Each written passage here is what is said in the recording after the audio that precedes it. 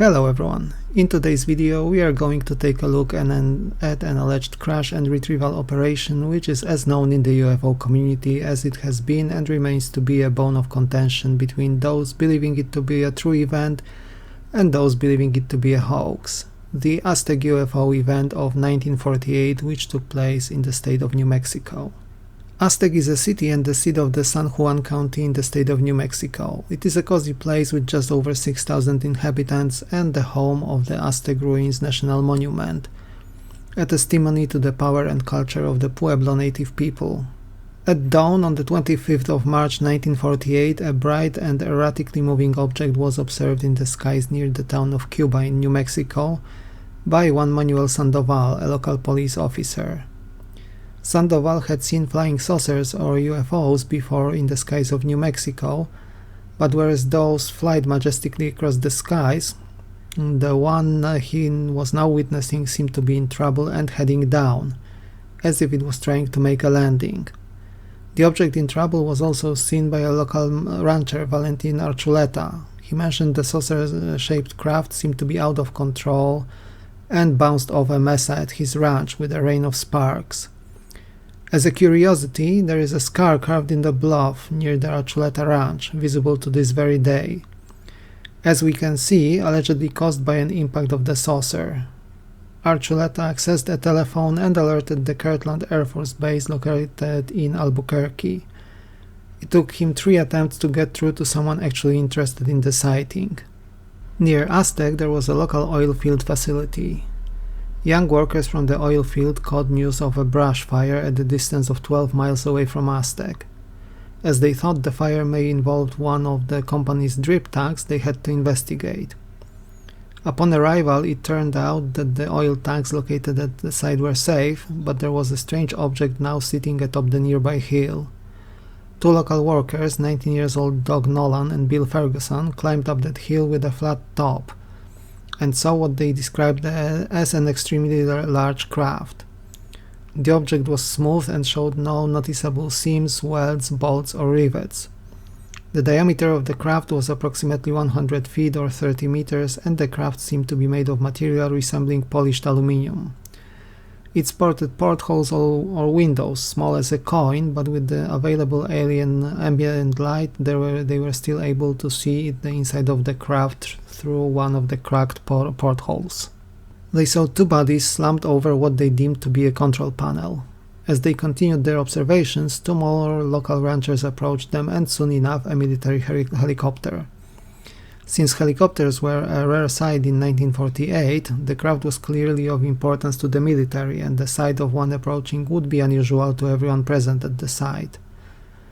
Those present on the ground were also joined by Mr. Sandoval, who continued following the object in his car and eventually ended up at the crash site himself. More police officers joined, and with the news of the military on their way to the crash site, they advised everyone present to leave. While everyone was still at the site and in the heat of the moment, they did not leave immediately. In fact, the 2 oil workers later told a story according to which one took a fire pole available on one of the trucks present at the scene and poked the craft. This caused a walkway of sorts to extend and open, enabling access to the craft. Inside there were allegedly 2 bodies of dead pilots, slumped as we have already said, with brown skin caused by charring. There were apparently more bodies visible on another level inside the craft, as reported by those peering inside. All the occupants had small bodies, very much children-sized, as reported by those allegedly present at the site. Yet the interior of the craft itself did not seem to be burned, while the trees were battered and the softer rock present at the mesa clearly showed the sign of a collision, adding to the overall mystery. With the available time, the oil workers made mental notes. The craft apparently had a raised central section resembling a dome, as well as a protrusion at the bottom side. The overall cross-section of the craft seemed to be very small compared to its size as a whole. The outer edges were very thin and had gold-colored rings running around the entire length of the craft. Oddly enough, and despite the already mentioned wobbly flight and possible collisions with the environment, The craft itself did not show any signs of damage or even scratches, it was just sitting silently there. All these observations were possible because the oil workers did not leave the place initially, as advised by the police officers present at the site. The military presence initially observed as a single helicopter soon became a fully fledged quote-unquote invasion, with many soldiers arriving and quickly ushering everyone already present away from the site. Interestingly, the military arrivals were by no means regular recruits, they seemed to be older personnel, very well trained, and left the impression their orders should be listened to and strictly adhered to, as the civilians present there indeed did. The military approached the civilians and threatened them, pointing out their lives might be forfeit if they ever revealed the secrets they saw. The event was apparently extremely important to the national security of the United States, and they were responsible for maintaining such. To add to the intimidating aura, each of the civilians present was approached individually rather than a group. Officially, the civilians did not see anything. And speaking of civilians, the group got quite large by the time the military arrived in numbers, and included one Baptist preacher named Solon Brown, who wanted to help the injured people he appeared to be located inside the downed craft, only to realize in his own words that these were little people, with the only thing left for him to do being prayers, as it was obvious those little occupants of the mysterious object had perished. The fact that the Aztec crash had indeed occurred was confirmed in a testimony provided by Fred Reed, who worked for the Office of Strategic Services at the time, and was a member of a team dedicated to clearing up crash sites where experimental and prototype craft were flown, including captures early German jets from the end of World War II. He recalled the temporary road leading to and from the crash site and the fact that his team had to spend a particularly long time re-landscaping the site, i.e. restoring its original condition as faithfully as possible. The area was under strict, tight and constant guard at all times while the works there lasted.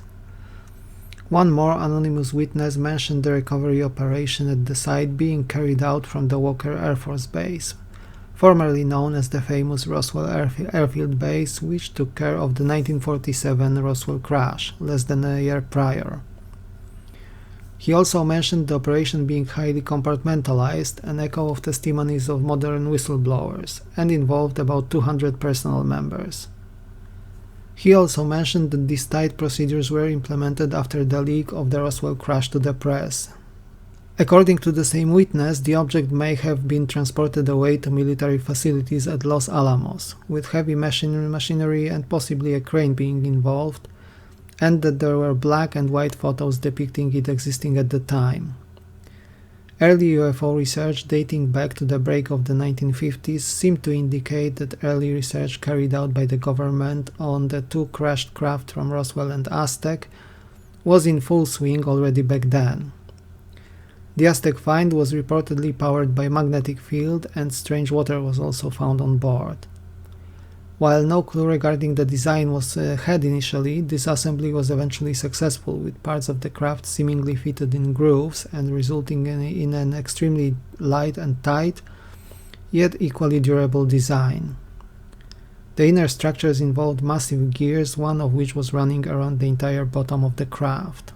A description of what would be the living quarters of the craft's crew and their clothing was also provided by an alleged scientist working in the project. The metal material found in the hull of the craft resembled nothing used on Earth in terms of its composition. A strange contraption emitting sound and possibly using the entire object as an antenna was also mentioned, as was the fact that what could be dismantled and removed was removed from the craft.